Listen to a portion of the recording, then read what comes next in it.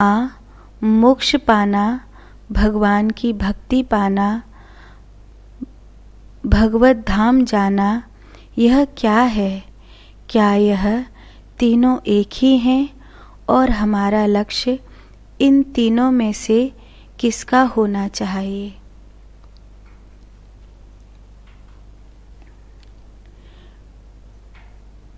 इस संपूर्ण ब्रह्मांड में बहुत विस्तार है और इस विस्तार में एक धरती नहीं है, हजारों धरती हैं।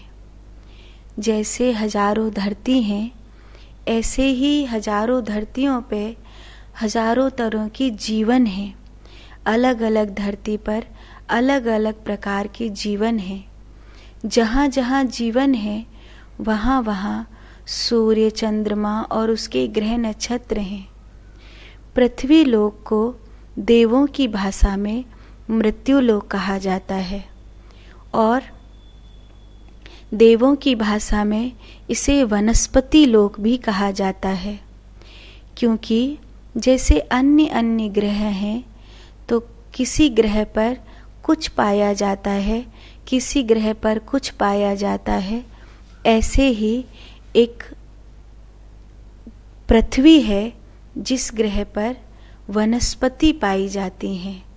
अगर पूरे ब्रह्मांड में देखेंगे, शनि, बुध, चंद्रमा, जहाँ जहाँ पर मनुष्य की पहुँच अब तक हो पाई है, अगर उस अस्तित्व को देखेंगे तो पृथ्वी का जो एक एक लकड़ी का टुकड़ा है वो कई कई हीरों से ज़्यादा कीमती है, क्योंकि पूरी दुनिया में, पूरे ब्रह्मांड में इस प्रकार की वनस्पति लकड़ी कहीं नहीं पाई जाती है।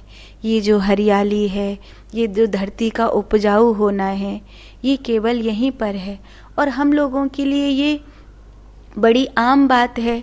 ये जंगल, ये खेत खलियान, ये वस्तुएं, ये पेड़ पौधे हम लोगों के लिए ये कोई मायने नहीं रखते, क्योंकि हम लोगों के पास ये प्रचुर मात्रा में है।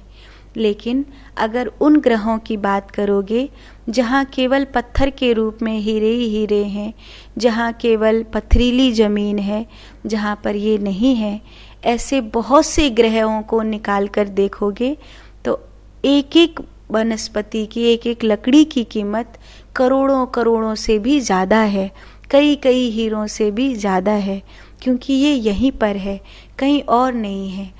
पर ऐसा होता है ना, जैसे एक के तो घर में बहुत कुछ भर रहा हो, उसके लिए क्या फ़र्क पड़ता है, उसके तो बहुत ढेर पैसा भर रहा है, और दूसरे के भूखमरी है और वहाँ पर तो एक नोट भी निकाल कर दे दिया तो बहुत बड़ी बात हो गई। ऐसे ऐसे होता है ना कि जिसके बहुत ज़्यादा होती है उसकी उस चीज़ की वैल्यू नहीं होती। तो पूरी दुनिया में अगर देखा जाए तो जो मृत्यु लोक है वो बहुत श्रेष्ठ है, क्योंकि यहाँ पर धरती उपजाऊ है, इसलिए इस लोक को वनस्पति लोक भी कहा जाता है। ऐसे ही इस संपूर्ण ब्रह्मांड में अलग अलग तल हैं। कुछ तल ऐसे हैं जो धरती के नीचे हैं और कुछ तल ऐसे हैं जो धरती के ऊपर हैं। उन्हीं में जब जीवात्मा विचरण करता है तो जीवात्मा विचरण करते हुए भगवान को पाना, मोक्ष पाना, भक्ति पाना, भगवत धाम पाना, ये एक जैसा लगता है, पर ये एक जैसा है नहीं। ये एक जैसा इसलिए नहीं है क्योंकि इस ब्रह्मांड के विस्तार में कहीं न कहीं उसका अर्थ बदल जाता है। जैसे एक है भक्ति पाना, ये वो अवस्था है जिसमें भक्त भगवान की याद में ही सुख पाता है। भगवान हो या नहीं हो कोई फर्क नहीं पड़ता, उनकी याद में ही सुख है, उनके प्यार में ही परम आनंद है। इतना आनंद उनकी याद में है, उनके लिए भाव से रोना, उनके लिए भाव से पुकारना, उनके लिए खुश होना, उनको सजाना, फिर तुम आओ या नहीं आओ। भक्त बुलाता भी नहीं है भगवान को, कहता परेशान मत हो, क्योंकि कई बार आपको पाने से ज़्यादा सुख आपको याद करने में मिलता है, आपको पुकारने में मिलता है, आपके स्मरण में मिलता है। तो ये एक अवस्था है, ये भक्ति की अवस्था है, ये प्रेम की पूर्णता की अवस्था है। फिर एक शब्द है मोक्ष पाना, अर्थात 84 लाख योनियों में कोई जीवात्मा जब भ्रमण करते करते करते करते एक अवस्था को पहुंचा है, वहाँ जहाँ अब उसे वो जन्म मिल सकता है जो वो चाहता है, उसको हम मोक्ष कह सकते हैं। पितृलोक में रहना उसकी बाध्यता नहीं है। मनः लोक में, तपः लोक में, जनः लोक में, भुवः लोक में, ध्रुव लोक में, मृत्यु लोक में रहना उसकी बाध्यता नहीं है। पर वो स्वतंत्र होकर अब जन्म भी धारण कर सकता है और अजन्मा भी रह सकता है। ऐसी एक अवस्था उसको कहते हैं मोक्ष पाना। फिर आप कह रहे हैं भगवत धाम को जाना। भगवत धाम को जाना ये एक अवस्था है। भगवान के बहुत से धाम हैं, जैसे भगवान का गोलोक है, भगवान का बैकुंठ है, भगवान का साकेत है, कैलाश है, ब्रह्म अवस्था ब्रह्मलोक है, इंद्र आदि के लोक हैं, ये भी भगवान के लोक हैं, मणिपुर लोक है, माता के लोक हैं, ये सब भगवान के लोक हैं। आपकी स्थिति जिस लोक की होगी, आपको उस लोक में जीवात्मा के रूप में विराजित कर दिया जाएगा।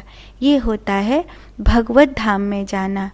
यह आपने कहा कि यह तीनों एक ही हैं, नहीं, हमने आपको बताया कि ये तीनों एक दिखते हैं, एक होते भी हैं, तथापि एक नहीं हैं। ऐसे तो सूर्य चंद्रमा सब एक ही हैं, लेकिन एक नहीं है ना। और हमारा लक्ष्य इन तीनों में से किसका होना चाहिए? आपका लक्ष्य ये भी नहीं है, आपका लक्ष्य वो भी नहीं। ना आप मोक्ष को चाहो, ना आप भगवत धाम को चाहो, ना आप भक्ति को चाहो। आप केवल और केवल अपने सत्य स्वरूप में स्थित हो जाओ।